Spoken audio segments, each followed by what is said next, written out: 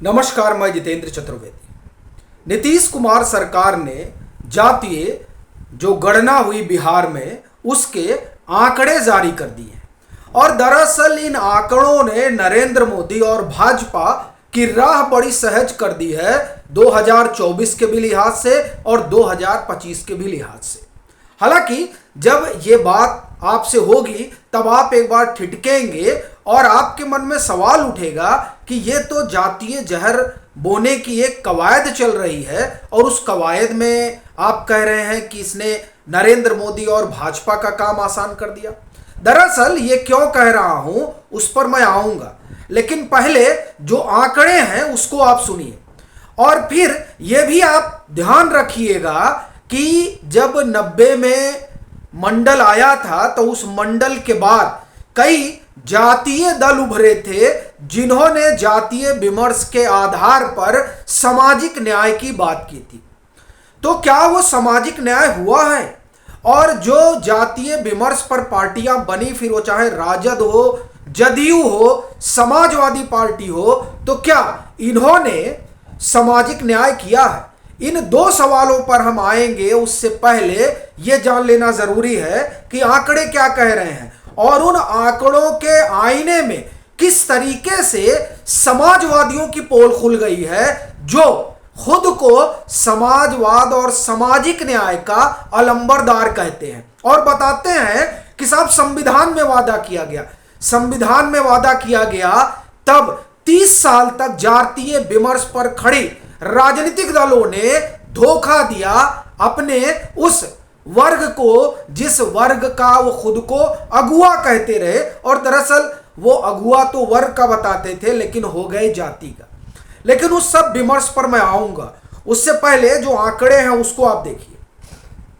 पिछड़ा वर्ग 27.1286%, अत्यंत पिछड़ा वर्ग, ये गौर से सुनिएगा, 36.01, अनुसूचित जाति 19.65, जीतन राम मांझी और फिर आप देखिए चिराग पासवान क्या प्रतिनिधित्व दे पाए। ये दोनों ही राजनीतिक दल जो अब खुद को सामाजिक न्याय का पुरोधा बताते हैं, फिर वो चाहे जदयू हो और चाहे राजद हो। और अत्यंत पिछड़ा वाला तो बात मैं आपसे भी करूंगा ही कि कितने अत्यंत पिछड़ा को इन लोगों ने सत्ता के शीर्ष पर पहुंचाया और उसमें समाजवादी पार्टी को भी जोड़ लीजिएगा। लेकिन पहले आंकड़े सुन लीजिए। फिर जनजाति, अनुसूचित जनजाति, ये 1.68%। आपको ध्यान होगा महामहिम द्रौपदी मुर्मू चुनावी मैदान में उतरी, राष्ट्रपति का चुनाव था, राजद ने हाथ पीछे खींच लिया। यह सामाजिक न्याय की जो कहानी बता रहे हैं मैं उस पर आऊंगा। फिर अनारक्षित यानी जो सामान्य वर्ग वो 15% के आसपास है। उसके बाद में फिर इसमें हिंदू 81%, मुस्लिम 17.70%। यह बिहार का जो जातीय गणना हुआ है उसके आंकड़े हैं। ईसाई 0.05%, सिख 0.011%, बौद्ध 0.0851%, जैन 0.0096% और अन्य धर्म। उसके बाद में और तमाम चीजें हैं। नीतीश कुमार ने ट्वीट करके बधाई दी है। तेजस्वी यादव ने कहा है कि नीयत जो है वो साफ रखनी होगी। क्या वाकई में ये जो जातीय अलंबरदार बने हैं इनकी नीयत साफ रही? 1990 से बिहार में इन आप एक तरह से कहें कि वहां जदयू और राजद इन दोनों लोगों का शासन रहा। कितना जातीय उत्कर्ष जो है और समाज, मैं विशेष रूप से कहूं सामाजिक न्याय की अगर बात करूं तो राजद के समय में कितना सामाजिक न्याय हुआ। और अगर सामाजिक न्याय हुआ होता तो क्या एक भी गैर यादव नहीं मिला जिसे मुख्यमंत्री बना दिया जाए? राजद को, राजद सामाजिक न्याय की बात कर रही है। राजद बात इसकी कर रही है कि वो संविधान में जो समानता की बात है उसके आधार पर काम करना चाहते हैं। तो क्या इसी तरह से काम हुआ, जिसमें 15 साल तक तो एक ही परिवार जो है वो सत्ता में बैठा रहा? यह सवाल जो है ये उन सामाजिक न्याय के पुरोधाओं को शर्मसार करने वाला है जो आज बात सामाजिक न्याय की कर रहे हैं। भाई 30 साल बिहार में इन दोनों सामाजिक न्याय की ताकतों का शासन रहा। क्या किया इन्होंने 30 साल में, सिवाय एक जात बिरादरी के आगे बढ़ाने के? नीतीश कुमार तो एक बार ये कह सकते हैं कि नहीं चलिए हमने कुछ किया, हमने अत्यंत पिछड़ा निजात किया, लेकिन अत्यंत पिछड़ा के लिए नीतीश कुमार की सरकार ने किया क्या?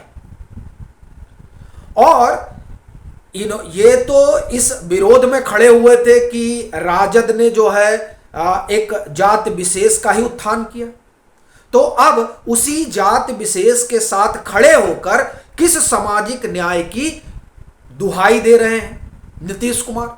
और फिर सवाल यह भी है कि 15 साल में जो सामाजिक न्याय नहीं हो पाया, क्या 2005 में मुख्यमंत्री बनने के बाद नीतीश कुमार ने वो सामाजिक न्याय किया?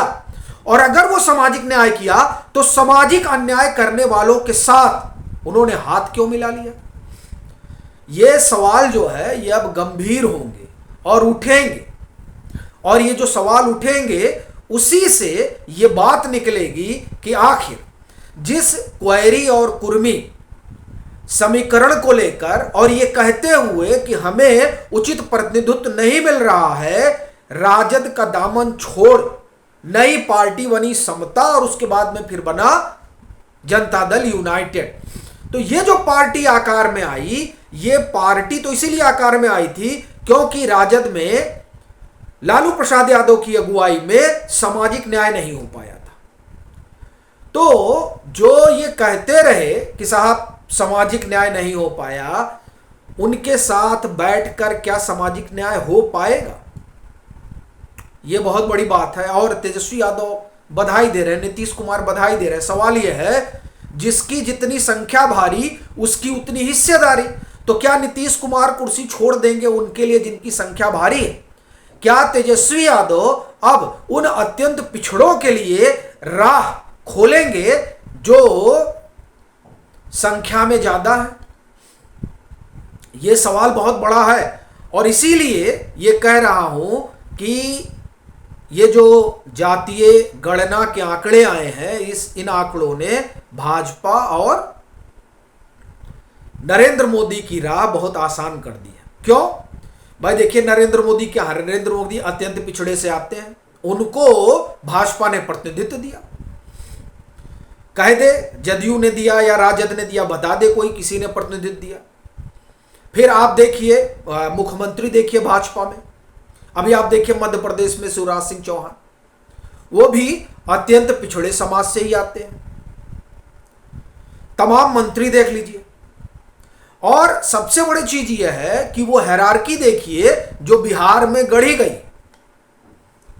बिहार में तो भाजपा ने बाकायदे, और बिहार ही क्या, अगर आप राष्ट्रीय स्तर पर देखें तो भाजपा ने उन तमाम बिरादरियों को अपनी पार्टी में वो प्रतिनिधित्व दिया है जो राजद में नहीं मिला, जो समाजवादी पार्टी में नहीं मिला। आप देखिए अगर समाजवादी पार्टी में प्रतिनिधित्व मिला होता तो क्या ही मजाल थी कि 2017 के विधानसभा चुनाव में उत्तर प्रदेश में भाजपा 325 सीट पा पाती? कभी नहीं पाती। दरअसल सामाजिक न्याय का गाल बजाने वाली ताकतों ने कभी सामाजिक न्याय किया ही नहीं, और ये बात अब खुलकर सामने आ गई है। ये जो आंकड़े आए हैं, इन आंकड़ों ने अखिलेश यादव, नीतीश कुमार, लालू प्रसाद यादव सब का एक तरह से कहिए कि जो इन्होंने समाजवाद का लबादा उड़े रखा है, उस लबादे को खोलकर रख दिया है।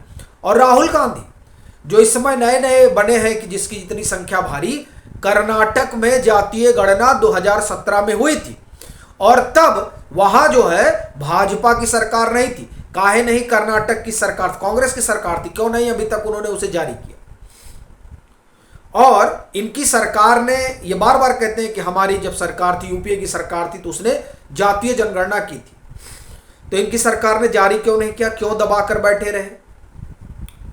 असल में ये जिस जातीय विमर्श को छेड़ रहे हैं वो जातीय विमर्श इनके गले की फांस बनने जा रहा है। और ये अभी जैसे जैसे आंकड़े और आएंगे वो आंकड़े दरअसल साफ तौर पर ये जो समाजवादी गाल बजा रहे हैं और बता रहे हैं कि हम ही सामाजिक न्याय के अगुआ हैं, इन सब लोगों की पोल पट्टी खुल जाएगी। और ये सब सामने आने लगेगा। बिहार में ये जो अत्यंत पिछड़ा, बताइए, पिछड़ा और उनसे ज्यादा आबादी अत्यंत पिछड़ों की है, तो साहब 30 साल में क्या किया गया, ये सवाल मुंह बाए खड़ा है। 27% पिछड़ा वर्ग है और सारा आरक्षण खा ले रहे हैं। अब सवाल ये भी उठेगा कि क्या नीतीश कुमार, अब तो ये उन्होंने जातीय गणना करा ली, तो क्या अब आरक्षण का जो व्यवस्था उनके यहां लागू होगा उस व्यवस्था में वो ये मापदंड लेकर आएंगे? अब जो विमर्श खड़ा किया है नीतीश कुमार ने, वो इंडी गठबंधन के लिए पैर पर कुल्हाड़ी मारने जैसा है। बाकी आपकी अपनी क्या राय है जरूर साझा करें। मतांतर से नहीं जुड़े हैं तो जुड़े, वीडियो को लाइक करें और खूब शेयर करें।